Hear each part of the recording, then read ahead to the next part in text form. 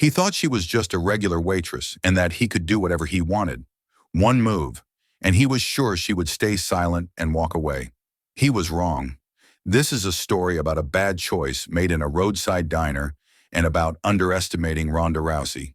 Watch till the end, subscribe to the channel, and comment where you're watching from.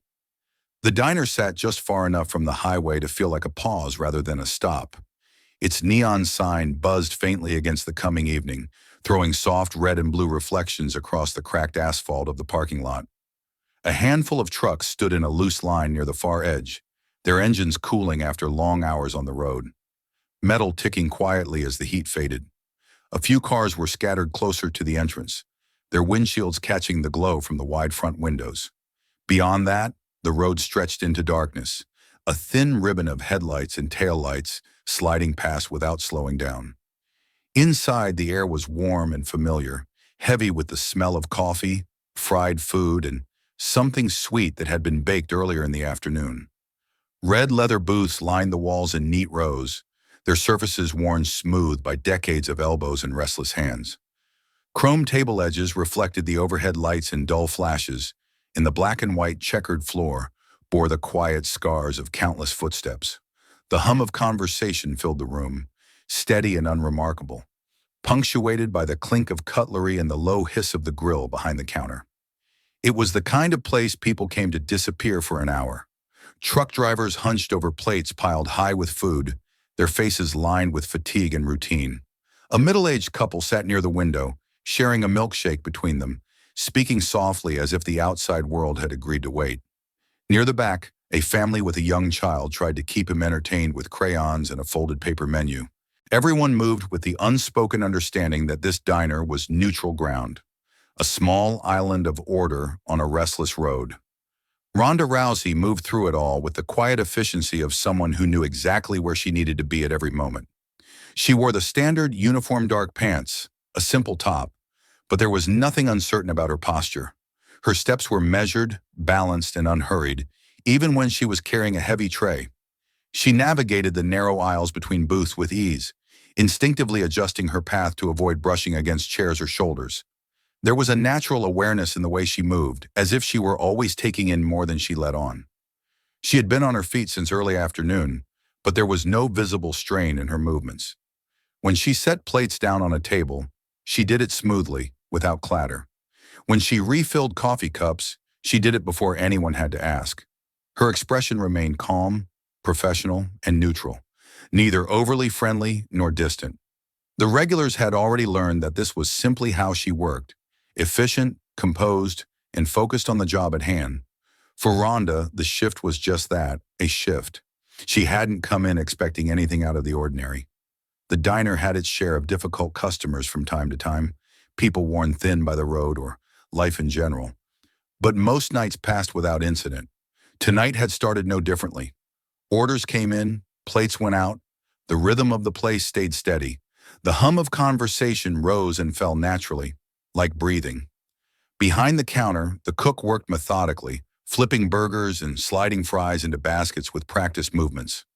The manager, a man who had owned the diner for years, kept an eye on the room from his usual spot near the register. He valued peace above all else. His philosophy was simple: keep things moving, keep people fed, avoid trouble whenever possible. The diner survived on that balance. Another waitress, younger and less experienced, moved between tables with visible effort. She smiled often, sometimes too much, as if hoping that courtesy alone could smooth over any problem. She had already glanced toward Ronda more than once, taking comfort in her presence.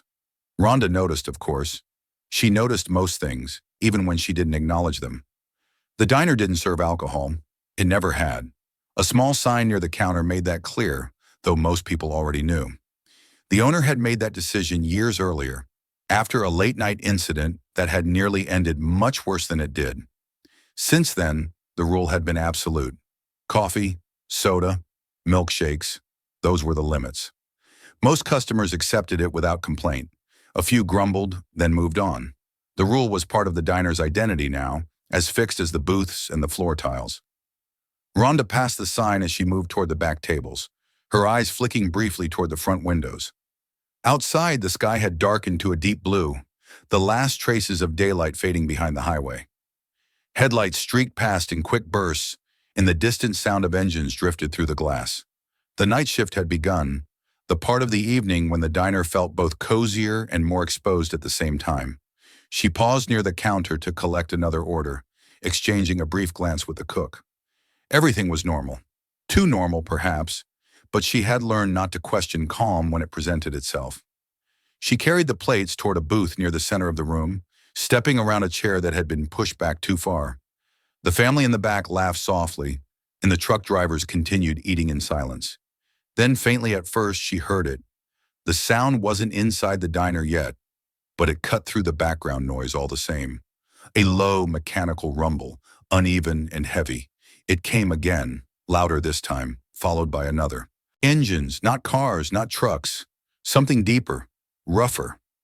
Rhonda didn't stop walking, but her attention sharpened. Through the front window, she caught a glimpse of movement near the parking lot. Shadows passed across the glass as vehicles pulled in closer than the rest. The neon sign flickered once, briefly, as if reacting to the intrusion. She set the plates down at the table, her movements unchanged, and turned back toward the counter. The sound outside grew clearer now, unmistakable. The rumble settled into a series of short, sharp bursts as engines were cut. Somewhere beyond the glass, doors opened. Heavy steps crossed asphalt. The younger waitress noticed it too. Her smile faltered for just a moment as she glanced toward the entrance. The manager straightened slightly, his gaze shifting in the same direction. Conversations around the diner dipped, then resumed, though a few heads turned instinctively toward the front. Rhonda wiped her hands on a cloth and moved toward the entrance area, not out of alarm but out of habit. She liked to know what was coming through the door before it arrived. The bell above the entrance hung still for a heartbeat longer, suspended in that quiet space before change. Outside, the engines were silent now, but their presence lingered, heavy and expectant.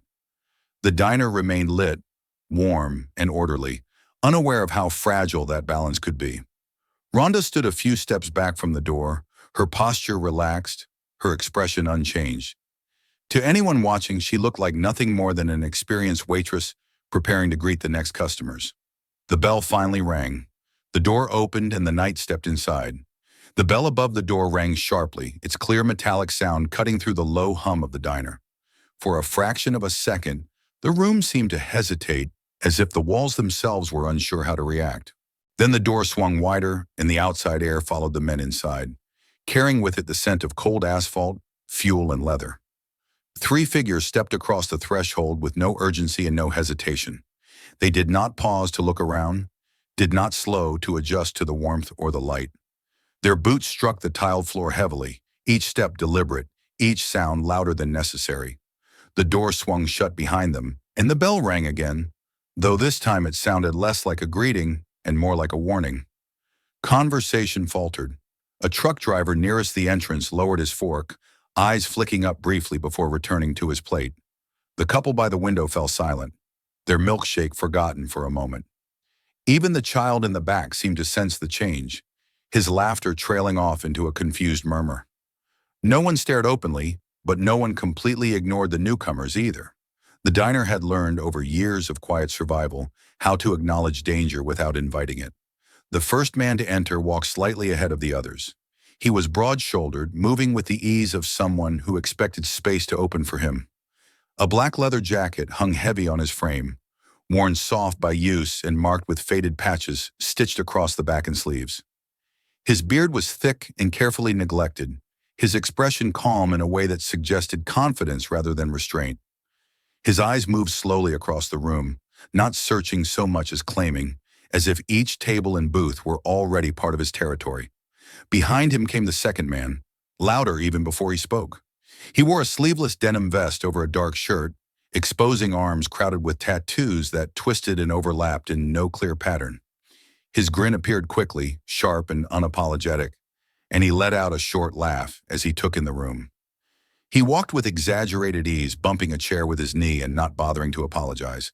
His presence filled space aggressively, like noise that refused to be ignored. The third man entered last. He said nothing. His jacket was dark, unmarked, and zipped high, his posture straight and controlled. He did not smile, did not laugh, did not exaggerate his movements.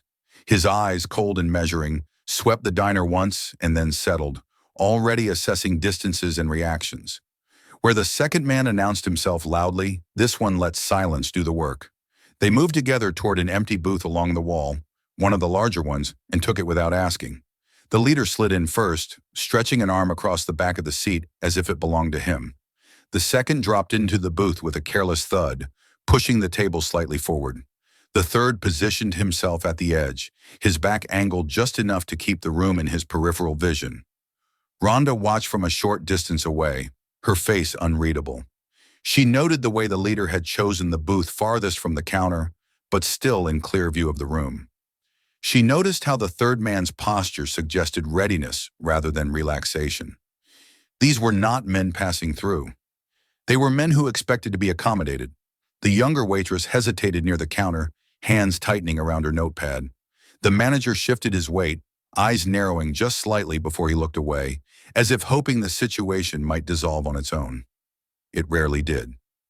After a moment, the younger waitress took a breath and approached the booth.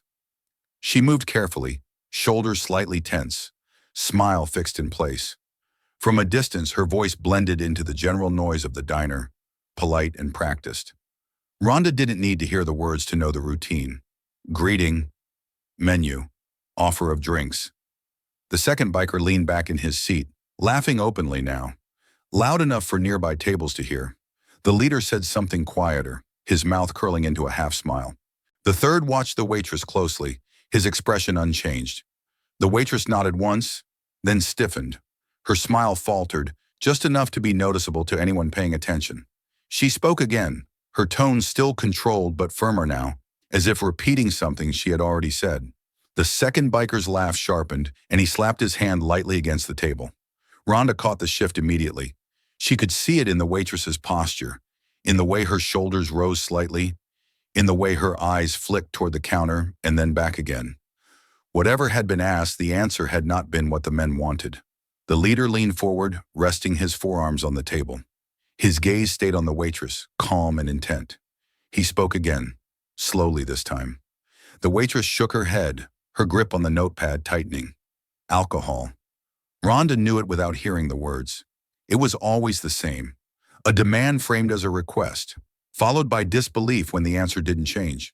The waitress gestured faintly toward the counter, toward the small sign mounted there, explaining the rule.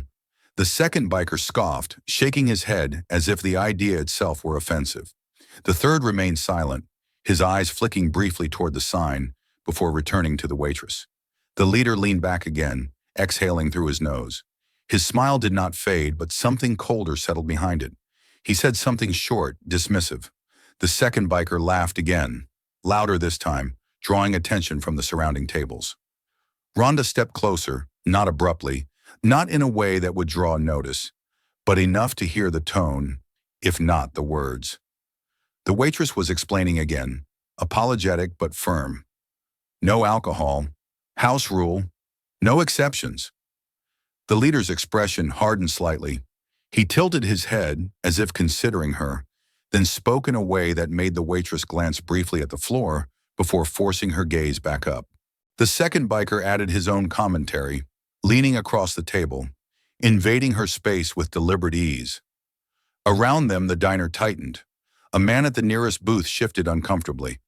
The family in the back began gathering their things, moving more slowly than necessary, trying not to draw attention. The manager watched from the corner of his eye, his hands busy with nothing at all. Ronda took another step forward.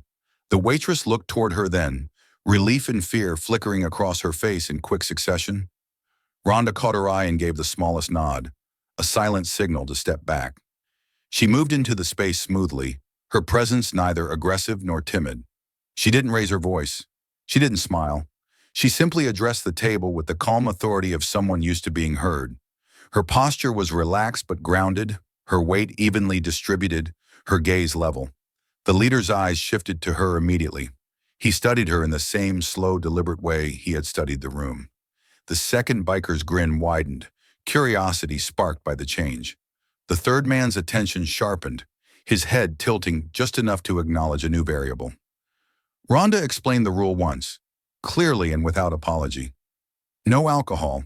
It wasn't personal. It wasn't negotiable. She spoke as if she expected to be understood, not obeyed. For a moment, the table was quiet. Then the second biker laughed again, this time louder than before. He said something mocking, gesturing vaguely at Rhonda, his tone dripping with condescension. The leader smirked, watching her reaction carefully. The third remained silent, but his gaze did not leave her face. Rhonda did not react. She did not rise to the bait. She repeated the rule just as calmly and offered to take their food order or bring them something else to drink. That was when the tone changed. The leader leaned forward again, his voice low, controlled, and unmistakably deliberate. His words were measured now, aimed not just at the rule, but at her. The second biker chimed in eagerly, layering his comments with laughter and crude amusement. The third's silence pressed in from the side, heavy and unsettling. Rhonda felt the shift clearly. This was no longer about alcohol. It was about dominance, about testing how far they could push without consequence. She held her ground, her expression unchanged, but her awareness sharpened further. She noticed the way the leader's hands rested on the table, relaxed but ready. She noticed how the second biker's knee bounced restlessly beneath the booth. She noticed how the third angled his body slightly, positioning himself closer to the aisle. Around them, the diner waited. No one intervened. No one spoke up. The unwritten rule of such places held firm. Stay out of it, hope it passes. Rhonda finished speaking and paused, giving them space to decide how they would proceed. She expected resistance. She expected words. She did not expect compliance. The leader's smile returned, thin and humorless. He nodded once, slowly, as if conceding something. The second biker leaned back, shrugging exaggeratedly, his grin still in place. The third shifted slightly, his gaze flicking briefly toward the door, and then back again. They had heard her. They had understood. But they were not done. The leader waved a hand dismissively, as if to say the matter was settled. He leaned back in the booth, stretching out comfortably. The second biker laughed again, softer this time, his eyes still on Rhonda. The third settled into his seat, silent and watchful. Rhonda stepped back, giving the waitress a brief glance that told her to stay away for now. She turned toward the counter, moving with the same measured pace she always used. Behind her, the atmosphere did not relax. If anything, it grew heavier. The bikers remained at their table, voices low but carrying, laughter punctuating the air at irregular intervals. The leader spoke occasionally, his tone calm and assured. The second continued to push boundaries with volume and crude humor. The third said little, but his presence was a constant reminder that the situation could turn quickly. Rhonda reached the counter and set down the notepad she had been holding. The manager met her eyes briefly, concern evident but unspoken.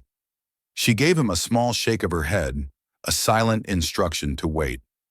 The diner returned to its routine on the surface. Orders were taken. Plates were cleared. Coffee was poured. But beneath it all, a current of tension ran through the room, invisible but undeniable. Rhonda knew it would not end here. Men like these did not let go of control easily. They had been denied something, and denial to them was an insult. As she moved back toward the kitchen, she glanced once more toward the booth. The leader met her gaze and held it, his expression unreadable. The second biker grinned openly now, clearly enjoying himself. The third watched in silence, his eyes steady and calculating. The bell above the door remained still, but the sense of arrival had not faded. Something had entered the diner with those men, something heavier than noise or attitude, and it wasn't leaving anytime soon. The diner never truly returned to its earlier rhythm. On the surface, the sounds were the same, the low murmur of conversation, the scrape of plates, the hiss from the grill. But beneath it ran a tight, uneasy silence, like a wire pulled too taut. The presence of the three bikers anchored itself in the room, heavy and immovable, drawing attention even when they said nothing at all. Rhonda moved through her task with practiced calm, but her awareness never drifted far from their booth. She didn't stare. She didn't hover. She worked as she always did, collecting empty plates, refilling coffee, exchanging brief words with customers who needed something. Yet every time she passed within range of their voices, She felt the deliberate pressure of their attention following her. The second biker was the first to push again. His laughter broke out suddenly, louder than necessary, cutting through the room with an edge that made several heads turn. He leaned back in the booth, boots planted wide, his arms slung carelessly across the backrest. Whatever he said drew another chuckle from the leader, a low, controlled sound that carried authority rather than humor. The third biker remained quiet, but his eyes tracked movement in the diner with steady intent, never fully disengaging.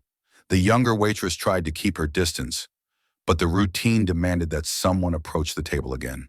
She hesitated near the counter, fingers tightening around a glass of water she didn't need to deliver.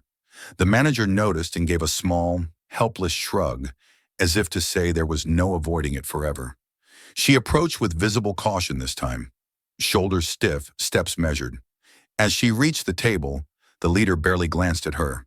The second biker leaned forward instead, invading her space with casual cruelty.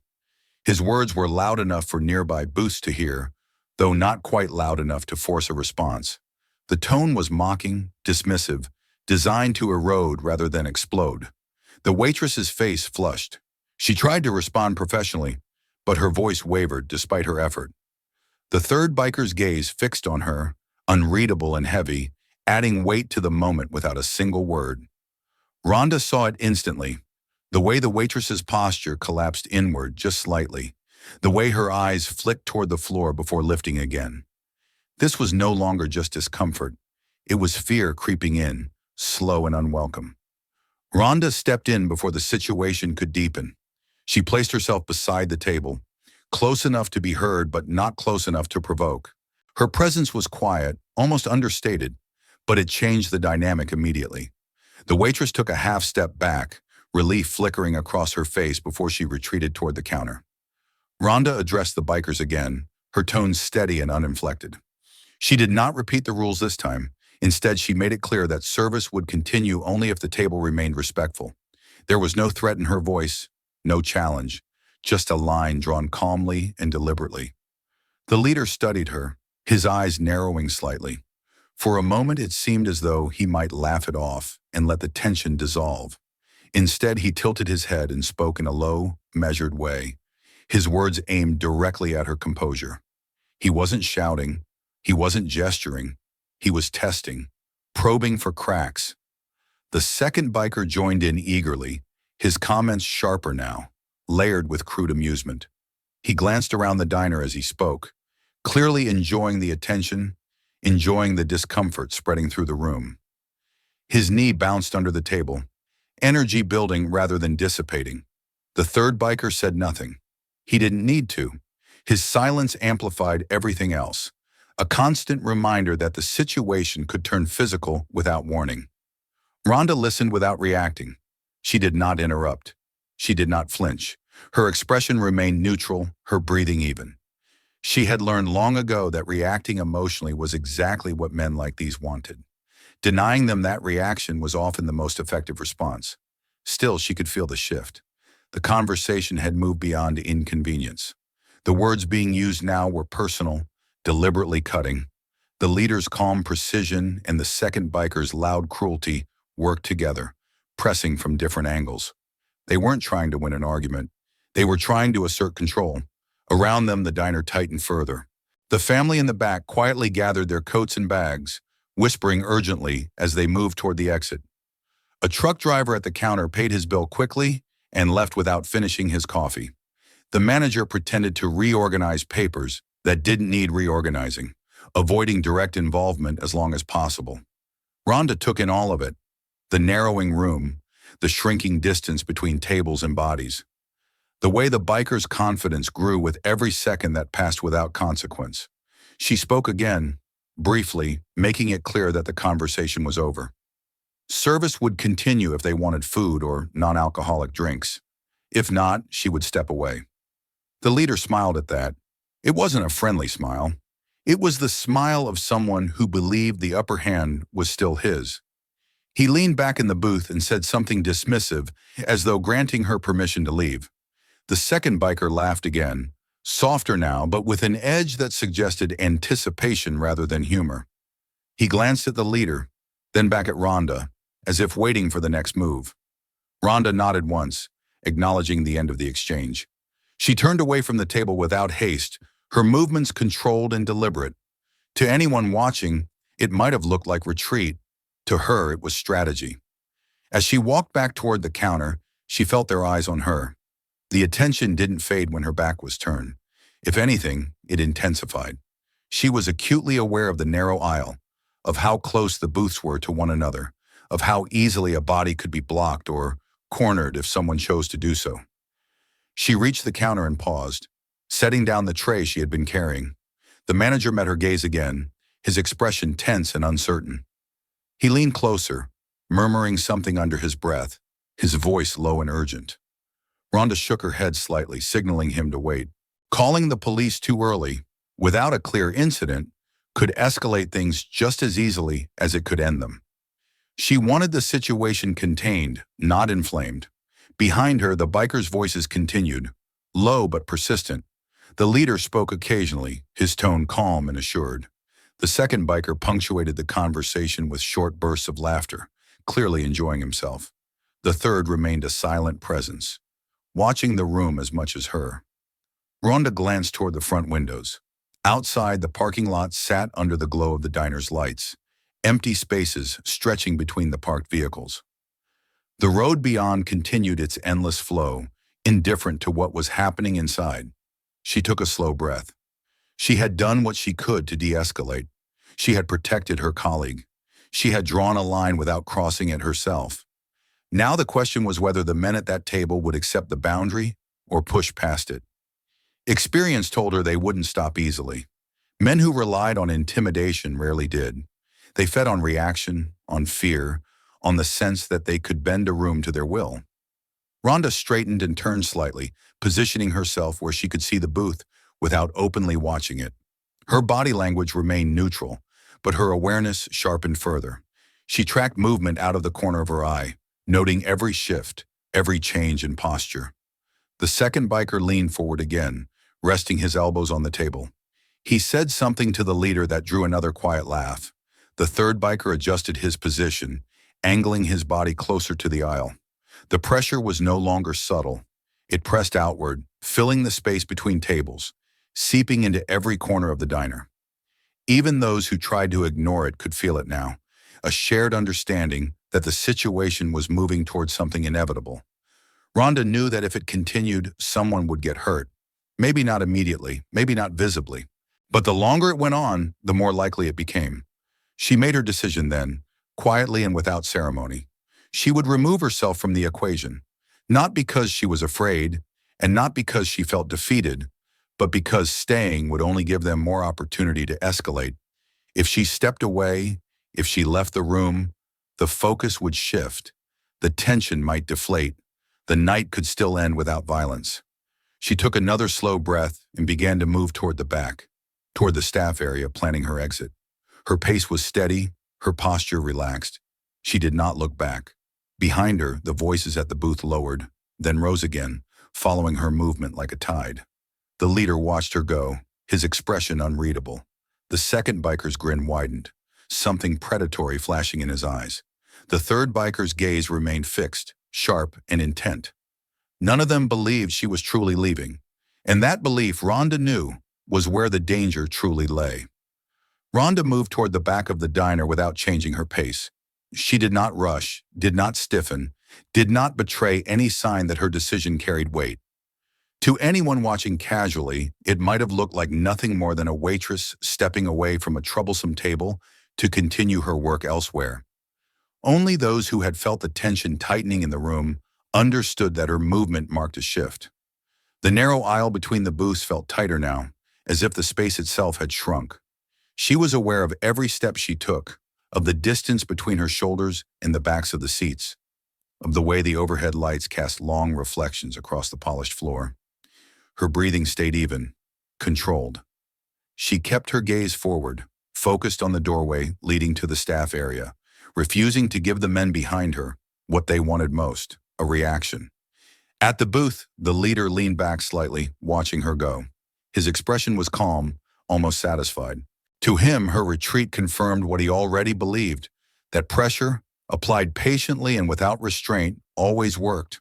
The second biker chuckled under his breath, his amusement deepening as he tracked her movement. The third remained silent, his eyes narrowing just a fraction as he observed the room, the exits, the people who were still frozen in place.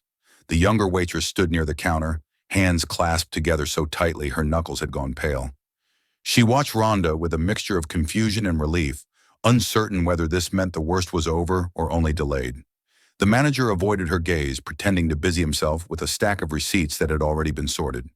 He wanted the situation to end quietly, without headlines or flashing lights, without consequences that would linger beyond the night.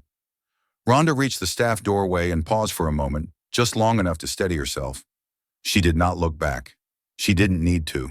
She could feel the attention on her like a physical presence, heavy and deliberate. She pushed the door open and stepped into the narrow corridor beyond, where the noise of the diner softened and the smell of cleaning supplies replaced the scent of coffee and food. For a brief moment, the pressure eased. The corridor was dimmer, quieter, a place removed from the eyes of customers. Rhonda leaned one hand against the wall and closed her eyes for a single, measured breath. This was the space she had chosen deliberately. A pause, a reset. She told herself again why she had made the decision to step away. Staying in the room would only continue to feed their sense of control. Leaving removed the object of their attention and gave everyone else a chance to breathe. She straightened and continued down the corridor, passing the storage room and the small office where the manager kept his paperwork. The exit to the parking lot lay at the far end, a plain metal door marked with a faded sign. She intended to step outside, create distance, and give the situation time to cool. It was a calculated choice, one she had made many times in different forms throughout her life. De-escalation was not weakness, it was strategy. Behind her, the diner did not relax the way she had hoped. The second biker's laughter grew louder, spilling into the room unchecked now that she was no longer standing in front of them. He said something to the leader that drew another low chuckle. The leader nodded once, slowly, as if agreeing with a thought that had already formed. To them, her absence did not signal the end of the confrontation. It signaled victory. The third biker shifted in his seat, his posture changing subtly. He leaned forward just enough to rest his forearms on the table, his gaze fixed on the aisle she had just walked down. His attention sharpened, not softened. Where the others relaxed into smugness, he remained alert, as though anticipating what might come next. In the dining area, the tension grew more pronounced. A few remaining customers avoided eye contact altogether, focusing intently on their plates or phones. Others glanced toward the booth and then toward the corridor, trying to piece together what was happening without drawing attention to themselves. No one spoke. The silence carried its own weight. The younger waitress took a tentative step toward another table, trying to resume her duties. Her hands trembled slightly as she poured coffee, the liquid sloshing dangerously close to the rim of the cup. She kept her head down, hoping desperately that the men would lose interest now that their target had removed herself. At the booth, the leader stretched his arm across the back of the seat again, his body language loose and expansive. He spoke quietly, his tone confident, assured. Whatever he said made the second biker grin broadly, his eyes lighting up with anticipation rather than relief. The third biker listened, his expression unreadable. Rhonda reached the exit and pushed the door open. Cool night air rushed in, brushing against her face and arms. The parking lot lay mostly empty, the diner's neon sign casting long shadows across the asphalt. The hum of the highway was constant here, distant but grounding. For a moment the world felt wider, less constrained. She stepped outside and let the door swing shut behind her, the muted sounds of the diner fading further. She stood still, taking in her surroundings, noting the position of the parked vehicles, the open spaces, the line of sight back to the entrance. She did not intend to leave immediately. She wanted to give the room inside time to reset, to let the energy dissipate. Inside, however, the biker's confidence only grew. The second biker leaned back and laughed again, louder now, his voice carrying across the diner. He said something crude, something designed to draw attention, and it worked. A few heads turned before quickly turning away again. The leader raised a hand slightly, not to silence him, but to redirect him, his calm authority shaping the mood at the table. The third biker rose slowly from the booth. He did not do it abruptly. There was no sudden scrape of the seat or aggressive motion. He stood with deliberate ease, adjusting his jacket as if stretching his legs were the most natural thing in the world. His eyes flicked briefly toward the corridor that led to the back, then toward the front windows, calculating distances and timing. The leader noticed and looked up at him, an unspoken exchange passing between them. The second biker followed his gaze, his grin widening. Whatever restraint had existed moments earlier dissolved entirely.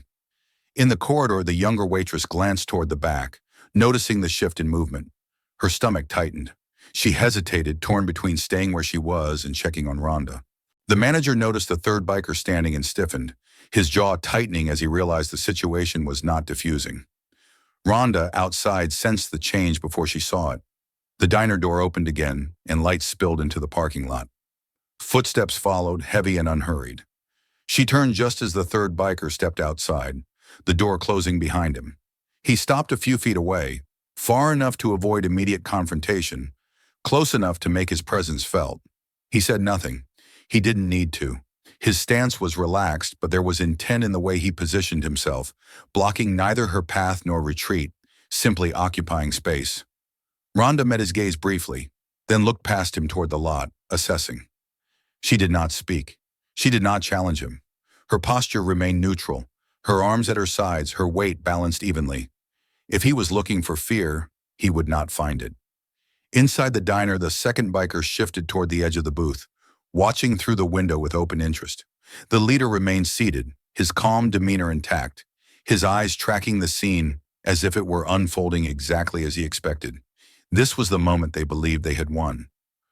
Ronda understood that now. Leaving the room had not removed the pressure. It had simply changed its shape. What they wanted was not compliance or resolution. It was the satisfaction of asserting power without consequence. She turned slightly, angling her body toward the door, signaling that she intended to continue on her way. The third biker did not move aside. He stepped just enough to keep himself in her peripheral vision, close enough to intrude without touching. Ronda stopped. She did not turn fully to face him. She did not square off. She simply paused, acknowledging the obstruction without reacting to it. Inside, she felt the line she had drawn earlier come into sharper focus. She had tried to end this quietly. She had given them space. She had removed herself. They had followed. Behind the glass, the second biker leaned forward eagerly, his face pressed close to the window. The leader watched, his expression unchanged, confident that the balance of power still lay firmly in his hands. The night air felt colder now. The hum of the highway continued, indifferent and endless. Ronda took a slow breath, steadying herself, aware that the choice she had made to walk away peacefully had reached its limit. She turned back toward the door, intending to step inside to rejoin the others where witnesses and cameras waited. It was the last opportunity for the situation to end without crossing a line. As she passed the third biker, moving deliberately and without hesitation, something shifted behind her. A movement too close. A presence that no longer respected distance. Inside the diner, the second biker laughed, sharp and anticipatory. The leader's smile deepened slightly. The fragile hope that the night might still pass quietly slipped away, replaced by something far more dangerous. And Ronda knew, with absolute clarity, that whatever happened next would not be a misunderstanding. The moment unfolded without drama, without noise loud enough to announce itself. It happened in the narrow space between intention and consequence, in that brief interval where a choice is made and cannot be taken back. Ronda felt it before she fully understood it, a shift in air behind her, a presence closing the distance that should have remained intact. She had already begun to step past the third biker, her focus fixed on the diner door ahead, on the light and safety beyond the glass. She intended to re-enter, to place walls and witnesses back between herself and the men who had refused to let the night end quietly. Then the boundary vanished. The contact was deliberate, not accidental, not clumsy.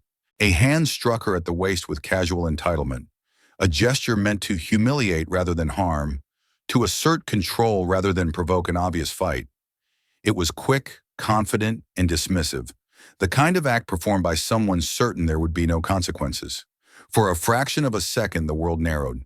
The sounds of the parking lot faded, the distant traffic, the hum of the neon sign, the muffled noise from inside the diner. Rhonda's body reacted before emotion had time to surface. Her forward motion stopped instantly, every muscle tightening in precise coordination. She did not stumble. She did not gasp. She did not spin around in shock. She simply stopped. Inside the diner, the second biker's laughter burst out, loud and sharp, slicing through the room. A few customers flinched. Someone near the counter inhaled sharply, hand rising toward their mouth. The manager froze where he stood, eyes locked on the scene through the window, his face draining of color. The leader remained seated, watching with calm interest. His expression did not change. To him, this was not a mistake. It was confirmation. A line had been crossed because he believed it could be. Rhonda stood perfectly still for a heartbeat longer than anyone expected. That stillness was not hesitation. It was assessment. She registered the position of the third biker behind her, his balance, the angle of his shoulders, the proximity of his weight. She noted the distance to the door, the line of sight from the windows, the reflections in the glass. She was aware of the second biker leaning forward inside, of the leader's relaxed posture, of the fact that cameras were mounted above the counter and near the entrance. Most of all, she recognized with absolute clarity that the situation had ended its last opportunity for restraint. This was no longer about de-escalation. It was no longer about patience, professionalism, or choosing the quiet path. The gesture behind her had stripped away every remaining excuse. It had transformed intimidation into assault, dominance into violation. Rhonda turned. She did not whirl around wildly. She pivoted on the ball of her foot with controlled precision, her body aligned and balanced, her movement economical and exact. Her face showed no rage, no shock, no fear. What replaced it was something colder and far more dangerous: focus. The third biker had not expected that.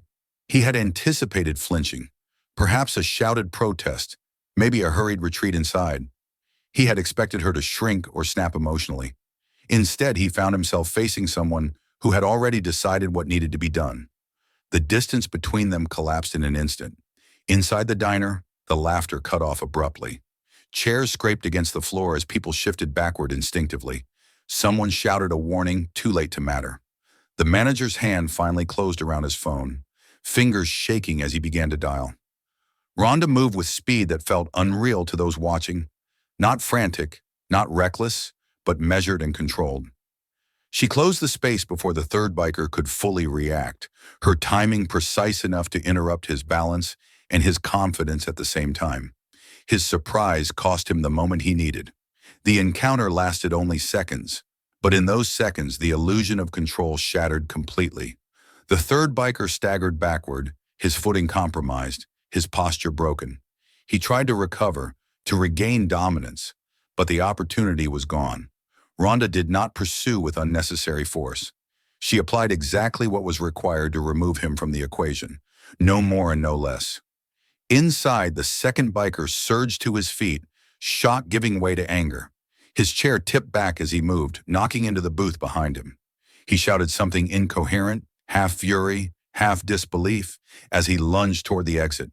The leader stood more slowly. For the first time since entering the diner, his expression changed. It wasn't fear. Not yet. It was calculation under pressure. The realization that the script he believed in was no longer being followed. He moved toward the door with deliberate steps, his calm cracking just enough to reveal urgency beneath it. Outside, Rhonda did not waste time watching the third biker struggle to orient himself. Her attention shifted immediately, anticipating the next threat. She positioned herself instinctively, angling her body to keep the door and the open space in view, ensuring she would not be boxed in. The second biker burst through the door, his movement loud and uncoordinated, fueled by adrenaline rather than thought. He came at her with raw aggression, expecting her to be off balance, distracted, unprepared. He was wrong. Rhonda met his charge with precision, redirecting his momentum rather than absorbing it.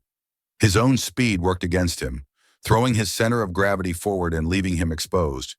The encounter ended almost as quickly as it began, his attempt at domination collapsing into confusion and pain. The parking lot fell silent again, save for the hum of the highway and the distant clatter from inside the diner. The leader reached the doorway and stopped. He took in the scene in a single glance. One man down, another struggling. The woman he had dismissed standing, composed and alert in the center of it all. For the first time, uncertainty crept into his posture. He stepped outside anyway. The leader moved differently from the others. More controlled, more deliberate. He did not rush. He did not shout. He approached with care, aware now that this was not a situation he could overwhelm through sheer presence. Rhonda watched him closely, her breathing steady, her stance grounded. She did not advance. She did not retreat. She allowed him to see exactly what he was facing. The space between them held. Inside the diner, the sound of sirens began to rise in the distance. Faint at first, but unmistakable. Someone had completed the call. Help was coming. The leader heard it too. His jaw tightened. His eyes flicked toward the road, toward the approaching sound that promised consequences he could no longer avoid. He hesitated, caught between pride and survival. That hesitation cost him. Rhonda moved decisively, closing the distance before he could choose. The engagement was brief, efficient, and final. There was no spectacle in it, no unnecessary cruelty. Just control, applied with clarity and purpose. When it ended, the parking lot was still. Three bikers who had entered the diner, convinced of their own invincibility, now lay or knelt in varying states of shock and defeat. Their confidence had evaporated, replaced by confusion and pain. Rhonda stood among them, her posture calm, her expression unchanged. She did not loom over them. She did not taunt or celebrate. She simply ensured they could not rise again before help arrived. Inside the diner, no one spoke. The moment had passed the point of return, and everyone who had witnessed it understood that whatever followed would not erase what had already been decided. The sirens grew louder, and the night, which had begun so ordinarily, could no longer pretend it was just another shift. The parking lot held its breath as if the night itself had paused to take stock of what had just happened. The neon sign above the diner hummed steadily, its light washing over the asphalt and the scattered figures frozen beneath it. The hum of the highway continued in the distance, indifferent and endless. But within the narrow circle of light, everything had narrowed to intent and consequence. Rhonda remained where she was, her feet planted with deliberate balance, her shoulders relaxed but ready. The rush of movement had ended, and with it the chaos. What followed was not the release of tension, but its transformation. The violence had been brief, decisive, and contained, leaving behind a fragile quiet that pressed against the edges of awareness. One of the bikers lay on his side, stunned, his earlier confidence reduced to shallow breaths and a dawning comprehension that things had not gone as planned. Another struggled on one knee, attempting to rise before thinking better of it, his movement slowed by pain and disbelief. The third, the one who had crossed the final line, remained where he had fallen, eyes wide and unfocused, his body refusing to cooperate with the commands his mind sent. Rhonda did not look at them with triumph. She did not look at them with anger. Her gaze moved deliberately, assessing positions, distances, and the possibility of renewed threat. She had learned long ago that control did not end when the fight did. Control was maintained, measured, and reinforced until the situation was fully resolved. Inside the diner, the silence was complete. Customers stood or sat without moving, unsure whether to speak, unsure whether to breathe too loudly. The younger waitress pressed a trembling hand against her mouth, her eyes locked on the scene beyond the glass. The manager had stepped closer to the door now, phone clutched in his hand, his face pale and drawn as he listened to the dispatcher on the other end of the line. Rhonda shifted her stance slightly, positioning herself where she could see all three men at once. She spoke only once, her voice low and controlled, not raised, not threatening. The words were simple and direct, meant less to command than to clarify the reality of the moment. No one moved against her instruction. The second biker attempted to push himself upright again, pride flaring even as pain protested. He gritted his teeth and tried to stand.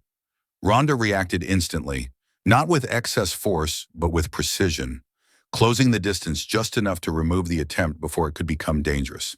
He sank back down, the effort abandoned, his breathing heavy and uneven. The leader watched her closely from where he sat, his earlier calm stripped away layer by layer.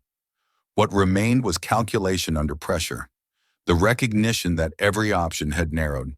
He tested his limbs cautiously, wincing as he shifted.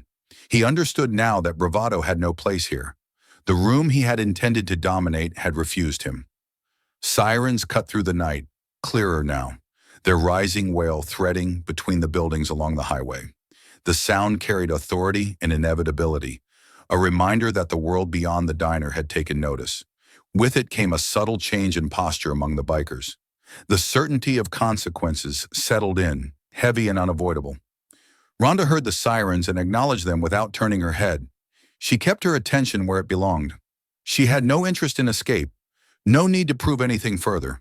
Her role now was to ensure that the situation did not reignite in desperation or panic. The leader exhaled slowly, his chest rising and falling with effort. He looked toward the road again, then back at Ronda, his eyes searching for a weakness that was no longer there. The understanding finally took hold. The night was over. The story would not end on his terms. Inside the diner, someone finally spoke, a whisper that broke the spell. Another voice followed, then another, tentative and hushed. The grip of fear loosened just enough for movement to return. A customer stepped away from the window. Another sat back down, knees weak. The family that had been preparing to leave earlier now stood clustered near the back, holding on to one another. Ronda shifted again, adjusting her position as the sirens drew closer, their lights now visible in flashes of red and blue reflecting off the diner's windows.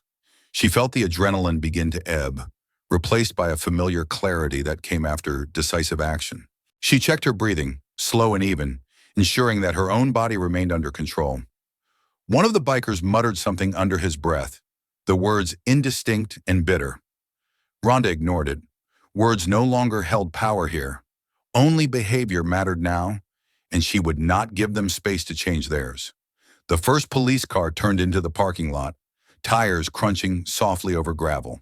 The second followed moments later, their headlights sweeping across the scene, illuminating faces and positions with clinical precision. Doors opened. Footsteps approached, measured and alert. Ronda raised her hands slightly, palms open, her posture non-threatening but confident. She did not step away from the bikers until instructed. She knew the importance of clarity in moments like this. Confusion invited mistakes. Calm prevented them. The officers took in the scene quickly, their training evident in the way their attention moved. They separated the space efficiently, one approaching Ronda, another addressing the bikers, their voices firm and authoritative. The questions came next, structured and controlled, designed to establish facts rather than assign blame. Ronda answered when asked, her words concise and factual. She did not embellish. She did not justify beyond necessity. She explained what had happened in sequence, emphasizing the escalation and the moment the boundary had been crossed. Her tone remained steady, her focus unwavering. The bikers' accounts were less composed. Anger, embarrassment, and pain tangled together, producing fragmented explanations that contradicted one another. One attempted to minimize the incident.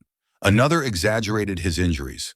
The leader said little, his jaw clenched as he stared at the ground, fully aware that the cameras mounted above the diner entrance would tell their own story. An officer nodded toward the diner, signaling for witnesses. The manager stepped forward, followed by the younger waitress and a couple of customers who had stayed. Their statements aligned, reinforcing the timeline Ronda had described. The weight of collective testimony pressed down on the bikers, eroding whatever resistance they had left. Medical personnel arrived shortly after, assessing injuries with detached efficiency. The bikers were examined, their complaints noted, their movements restricted as necessary. None of them looked at Ronda anymore. The humiliation cut deeper than the pain. As the officers placed restraints on the men and guided them toward the patrol cars, the parking lot felt different. The space that had once been charged with aggression now carried the quiet of resolution. The neon sign continued to hum, the highway continued to flow, and the night resumed its rhythm as if reclaiming what had been disrupted. Ronda stood off to the side as the final details were handled. She felt the tension drain from her shoulders at last, replaced by a deep, steady fatigue. Not the exhaustion of fear, but the kind that followed responsibility fulfilled. Inside the diner, people began to move more freely. Conversations resumed in cautious tones. Someone laughed nervously, the sound brittle but genuine. The younger waitress wiped her eyes and took a shaky breath, her relief finally overwhelming the shock. The manager approached Rhonda, stopping a few steps away. He looked at her with a mixture of gratitude and disbelief, as if still trying to reconcile the calm woman he knew with the force he had just witnessed. He said nothing at first, simply nodding, the gesture heavy with meaning. Rhonda returned the nod, brief and understated. There was nothing else to say. As the patrol cars pulled away, their lights fading into the distance, the diner stood quietly in their wake. The tables were still upright, the windows unbroken. The night, though altered, had been contained. Rhonda turned toward the entrance, ready to step back inside, aware that the story was not yet complete. Consequences lingered beyond the immediate moment. Questions would be asked, statements would be reviewed, but the hardest part was over.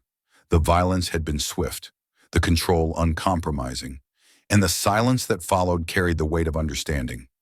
Boundaries once crossed could not be undone, but they could be enforced. The door opened and warm light spilled out to meet her. When the last patrol car disappeared down the road, its lights dissolving into the steady flow of traffic, the parking lot seemed suddenly larger, emptier, as if the night had exhaled. The neon sign continued its low hum above the diner, unchanged and indifferent, casting its familiar glow across asphalt that had witnessed more than it was meant to hold. The moment of crisis had passed, but its echo lingered, settling into every corner of the place like dust after a storm. Rhonda stood just outside the entrance for a moment longer, letting the quiet take shape. Her pulse slowed gradually, the sharp clarity that had carried her through the confrontation easing into a deeper, steadier awareness. She felt the weight of fatigue settle into her muscles, not painful, not overwhelming, simply present. It was the kind of exhaustion that followed responsibility, not fear. Inside, the diner hesitated before returning to itself. People moved carefully at first, as if the floor might still shift beneath their feet. The manager spoke in low tones with one of the officers who had stayed behind to finalize reports, his voice controlled but strained. The younger waitress hovered near the counter, arms folded tightly across her chest, her eyes darting toward the door every few seconds, as though expecting the scene to repeat itself. Rhonda stepped back inside, the warmth of the diner enveloping her again. The familiar smells, coffee, grease, sugar felt, grounding now, reminders of the ordinary world reclaiming its place. A few customers glanced at her as she passed, some with open curiosity, others with quiet respect, none quite sure how to reconcile the calm figure before them with what they had witnessed minutes earlier. An officer approached her near the counter, his notebook tucked under one arm. His manner was professional and even, stripped of drama. He asked her to walk through the events again, step by step, ensuring nothing had been missed. Rhonda complied without hesitation, recounting the sequence exactly as it had unfolded. She described the initial demands, the escalation, her attempt to disengage, and the moment the boundary had been crossed. She spoke without embellishment, without defensiveness, allowing the facts to stand on their own. The officer listened closely, occasionally nodding, occasionally making brief notes. When she finished, he asked a few clarifying questions, precise and methodical. Rhonda answered each one calmly. There was no need to justify what had happened beyond the truth of it. The line between provocation and assault had been crossed clearly, and everyone present understood that. The officer gestured toward the ceiling where the security cameras were mounted. He explained that the footage would be reviewed, though what he had already seen on the monitors left little room for doubt. The cameras had captured the critical moments, the pursuit into the parking lot, the physical contact, the swift response. They provided an impartial record, indifferent to ego or reputation. Witnesses were called next. The manager spoke first, his voice steady despite the lingering tension. He confirmed the biker's behavior inside the diner, the repeated refusals to respect the rules, the escalation toward intimidation. The younger waitress followed, her hands trembling at first, then gradually steadying as she found her voice. She described the fear she had felt, the relief when Rhonda stepped in, the moment she realized things had turned serious. A couple of customers added their accounts, each reinforcing the same sequence of events. Their perspectives differed in small details, as perspectives always did, but the core remained unchanged. There was no confusion about who had initiated physical contact, no doubt about who had attempted to walk away. The officer thanked them and stepped aside, his attention turning to the paperwork that would formalize the night's events. The bikers, now gone, existed only as names on reports and figures on video screens. Their earlier bravado had dissolved into the administrative reality of consequences. As the formalities continued, the diner slowly found its rhythm again. Plates were cleared, coffee was poured. The grill hissed softly as the cook returned to his station, movements deliberate and unhurried. Conversations resumed, tentative at first, then gradually more natural. The crisis had not broken the place. If anything, it had revealed something about its resilience. The manager approached Ronda once more, this time without the strain of immediate danger. He stopped in front of her, hands resting on the counter, his posture reflecting both gratitude and a certain humility. He spoke quietly, expressing thanks without exaggeration, acknowledging that the situation could have ended far worse if she had not intervened when she did. Ronda listened, then nodded once. She did not downplay what had happened, but she did not dwell on it either. To her, it was simple. A line had been crossed. She had responded. The outcome spoke for itself. The younger waitress lingered nearby, watching the exchange. When the manager stepped away, she approached Ronda hesitantly, uncertainty written across her face. She didn't speak right away, as if searching for words that would fit the weight of what she felt. When she finally spoke, her voice was quiet but sincere. She thanked Ronda, not just for stepping in, but for doing so calmly, without making the situation feel bigger than it already was. Ronda met her gaze and offered a small, reassuring smile. There was no lecture, no advice delivered in dramatic terms, just a brief acknowledgement that fear was natural and that no one deserved to be treated the way they had been. The exchange was simple, human, and enough. As the last officer prepared to leave, he paused beside Ronda and offered a brief comment, professional but respectful. He confirmed that her actions were consistent with self-defense and defense of others, that the evidence supported her account. There would be follow-ups, statements on record, perhaps court dates down the line, but nothing she needed to worry about in the immediate aftermath. When the door finally closed behind the officer, the diner fell into a different kind of quiet. Not the tense silence of earlier, but the calm that followed resolution. The night outside pressed gently against the windows, no longer hostile, simply present. Ronda returned to the counter and retrieved her belongings. The manager told her she was free to go, that the rest of the shift could be covered. She accepted without argument.